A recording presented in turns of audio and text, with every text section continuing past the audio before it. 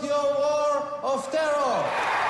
I wasn't part of the editing process, so I can't really say what might have not been used because it was just too much or too intense or anything. But I find it hard to believe that anything would be too much because, you know, we have the naked fight scene in there, and that's one of the most outrageous things I've ever.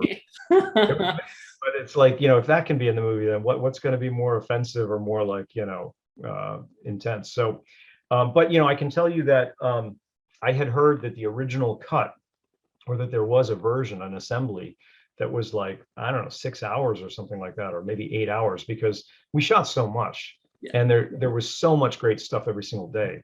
But in the end, they were making a movie that has a, you know, a real arc, a story arc. And Yeah. so not everything can be in it. And like with any movie, obviously, it's sometimes difficult to choose what you're going to throw by the wayside and what's not going to make the final cut. But I understand that there was at one time, there was this long assembly cut that was, like I said, 6-8 hours, and it was hilarious from beginning to end. And I think there might have even been talk about maybe trying to figure out a way to do, this was before streaming was really a thing, you know, but there was talk back then of maybe trying to make a version of it that was like multi-episodic, which I think had that film been done today, and in the climate of how all the streaming platforms exist, they probably would have done something like that. Maybe they would have done a theatrical version and a longer version as well. But, you know, back in the day, there wasn't really an outlet for that kind of thing. 14 years ago, I released a movie film which brought great shame to Kazakhstan.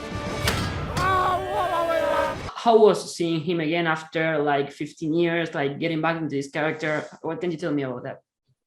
It was great. I mean, you know, Sacha, I had seen him a couple of times in the years since. Well, we did Bruno after that too, and I'd seen him socially a couple of times, but it was great to see him again in the character of Borat and to be back in Romania. I mean, I really enjoyed shooting in Romania, and I love traveling as part of the job at times. So that part was great.